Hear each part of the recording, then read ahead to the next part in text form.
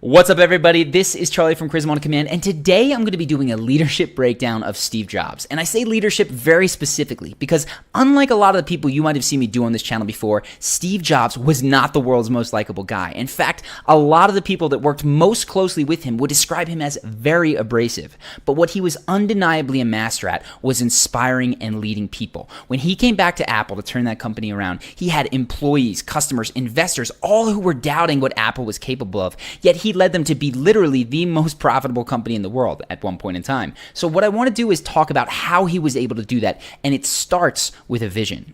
There needs to be someone who is sort of the keeper and reiterator of the vision. Because there's just a ton of work to do. And a lot of times, when you have to walk 1,000 miles and you take the first step, it looks like a long ways. And it really helps if there's someone there saying, well, we're one step closer. The goal definitely exists. It's not just a mirage out there. So in 1,001 little and sometimes larger ways, the vision needs to be reiterated. I do that a lot. So this is perhaps the most important role of a leader, is to set a clear, achievable, and persuasive vision. Because whether you're managing a group of small people or an entire company, that group will tear itself apart as it runs in the direction of individuals. What it needs is a uniting purpose, a uniting vision that is constantly in everybody's minds so that they are all moving in the same direction to move that company or that group forward. So I want to talk about now what exactly the vision that Steve had set forward for Apple was and why it was so compelling. What we're about isn't making boxes for people to get their jobs done, although we do that well. We do that better than almost anybody in some cases. But Apple's about something more than that. Apple, at the core, its core value, is that we believe that people with passion can change the world for the better. That's what we believe. Now, this is the core vision, the core value, whatever, the core passion, whatever you want to call it, that Steve Jobs had set out for his employees and for the people who bought his products. It's that people with passion can change the world. And I want to talk about why this vision, while seemingly very broad, is actually incredibly effective. One, it's very simple. Almost any of the marketing messages that you've heard from Apple or Steve Jobs boil down to just a few words, certainly one sentence. So if you think back, there was the iPod campaign that was 1,000 songs in your pocket. The first time that I saw Steve Jobs talk about what the computer was, he said it's like a bicycle for the mind. You need to keep your vision, your core set of values very, very simple because your employees, the people beneath you, the people who are buying your products, they need to be able to communicate it succinctly to the people around them. Step two, and this is seemingly contradictory, this isn't about, we're going to be the number one computer maker in the entire world, which is what the mission is for a lot of companies. This goes beyond being number one. This goes beyond making a lot of money. This goes to a fundamental human need, which is to do something that matters, right? To have work that has a lasting impact that can change the world. If your vision isn't inspiring people on an emotional level, if you're just firing them up with the promise of higher compensation, that vision will fall flat on its head. The last thing is that Steve Jobs didn't just have this vision in his head, he was ruthless about living by it.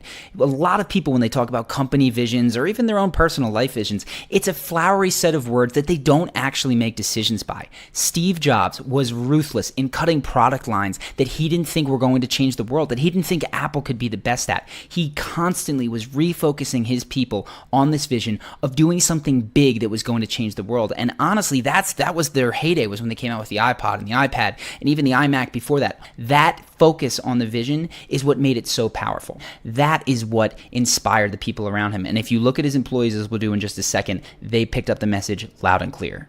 I have to say, of all the people I've met, there was clearly nobody like Steve. When you were next to him and he was talking to you, you could feel the electricity in your body. You could feel his charisma. And it wasn't just because he was a cult leader or anything. You just actually could feel it, because I'm not necessarily a cult follower. And he made you feel, he could inspire you. He made you feel like you could do anything. And as long as you believed that, you really could do anything, as long as you're willing to sacrifice everything else. So really, that's what Steve Jobs did for the people around him, the people under him that worked for him, is he made them feel like they could not only change the world, but that anything was possible if they worked hard enough. And so they were willing to go to really extreme measures to pull the kind of things off that he asked for that oftentimes were quite frankly, technologically infeasible and ridiculous and very, very hard to pull off. But they managed to do it because of this belief that it was possible, that passionate people could change the world.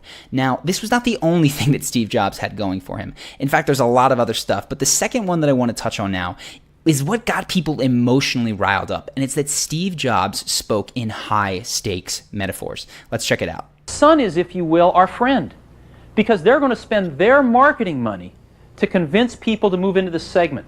But the minute they've made their choice to move into the segment, whether we've convinced them or Sun has convinced them, Sun and Next are mortal enemies. So there you go, mortal enemies. Not something you'd expect someone who talks about computers, microprocessors, and workstations to describe a business battle as, but that gets people fired up. In other words, if we zoom out at the big picture, it would be a shame to have lost the war because we won a few battles. And I sort of feel like I and some of the rest of us are concentrating too much on the smaller battles. We have to keep and we're not keeping the war in perspective, and the war is called survival. Again, he's talking about survival, war, smaller battles. These are all very human, emotionally driven, archetypal things almost. These go back hundreds, if not thousands of years, and people have a lot of reference points to think about what war, battle, survivor means all the way throughout history, some people even from personal experience. So when you talk in these sort of terms, in these sort of metaphors, and not just in, okay, we've got to win or else we might lose our jobs, this gets people emotionally engaged, and that was something that Steve Jobs was able to do to an incredible level with his own employees. Will Big Blue dominate the entire computer industry? The entire information age? Was George Orwell right? So that's Steve Jobs talking about IBM, Big Blue, and how they have the majority of market share in the 1980s. And again, this is not one that I love, but it is incredibly effective. Creating an enemy. Throughout Apple's history, Steve Jobs always had an enemy in mind. At some point, it was Microsoft, it was Big Blue there. Other times, it was just conformity in general. There's the PC guy versus Mac guy. There's always an antithesis in the way that he speaks. And having that enemy, again, gets people incredibly fired up. They feel like their survival is on the line. They feel like they need to win a battle, and they work that much harder. Not a tactic that I'm a huge fan of, because I don't think that the world needs to be perceived in terms of us versus them all the time, but from Steve Jobs' perspective, this worked. This absolutely got people working harder for him. So you start with this very clear, very simple vision that gets people moving in the same direction, something that they're excited about. You add to that this jet fuel of emotionally charged metaphor. And in the case of Steve Jobs, he talked about wars, he talked about survival, and he added this element of this looming enemy that people needed to fight and struggle against. That gets people moving very, very passionately. But that all falls apart if one piece isn't there. And fortunately for Steve Jobs, it's something that he had in spades, which is conviction. Steve Jobs believed everything that he said to a fault. He had this vision of the world that he truly felt was going to come true. And when he communicated with people, they sensed how much he believed it. And that certainty made them jump onto his bandwagon. So I want to go now to John Sculley. This is a guy who was asked to be the CEO of Apple when Steve Jobs was working there. He was currently the CEO of Pepsi. And here he is recounting the story of how Steve Jobs got him to leave his cushy gig at Pepsi. And then he looked up at me and just stared at me with this stare that only Steve Jobs has. And he said, do you want to sell sugar water for the rest of your life? Or do you want to come with me and change the world? And I just gulped, because I knew I would wonder for the rest of my life, what I would have missed. And there you have it. That is what fires people up. Now, I don't have a ton of time to talk about how to develop conviction. Maybe that's for a topic for another video. If you're interested in that, go ahead and let me know in the comments.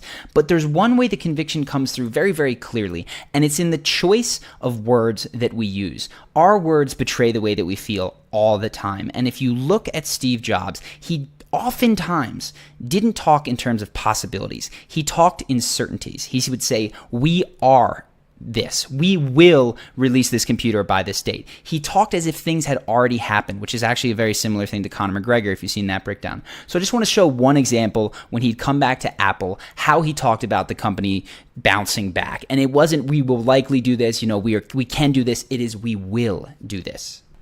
I really deeply appreciate all of the commitment that's in this room and with the people not in this room to turning this company around. This company's absolutely going to turn around. As a matter of fact, I think the question now is not, can we turn around Apple? I think that's the booby prize. I think it's, can we make Apple really great again? So there you go. This company is absolutely going to turn around. What I recommend that you do is you pay particular attention to the words that you find yourself using when you're speaking to people trying to persuade them. Oftentimes we say exactly what we think and we show other people exactly how we feel. See if you are speaking with certainty, or actually if you're betraying the fact that you're very uncertain yourself. This isn't something you can fake. This is communicated in 1,000 micro expressions in your vocal tonality and in your word choice. So if you want to have the conviction around something you're saying, you first need to have confidence. So I set up a separate video with an exercise that is designed to give you a scientifically proven boost of confidence inside of 60 seconds so that you can speak with the conviction of someone like Steve Jobs. This is the type of thing that I do before I record a video, before I get on stage, and it can basically take you from that feeling of nervous anxiety, not speaking very clearly, tripping over your words, to speaking much more fluidly, much more connected with what you have to say, and communicating to the people around you in a much more effective manner. So if you want to see what that video is, it's something that you can learn in just a few minutes and implement in 60 seconds. Go ahead, click the link now. It'll take you to another page where you go, drop your email, and you can watch that video. If you found this video helpful, go ahead and click subscribe so that you get notified every time that I release a new one. I'm going to be doing 1, maybe 2 a week for the entirety of 2016. I'm really excited about that. And if you have any topics, any people that you would like to contribute, please go ahead and write them in the comments. Upvote the other comments that have the people and topics you'd like to do. That's how I'm going to be deciding what videos to do. So until those future videos, I am Charlie. I hope you've enjoyed this, and I will see you in the next video.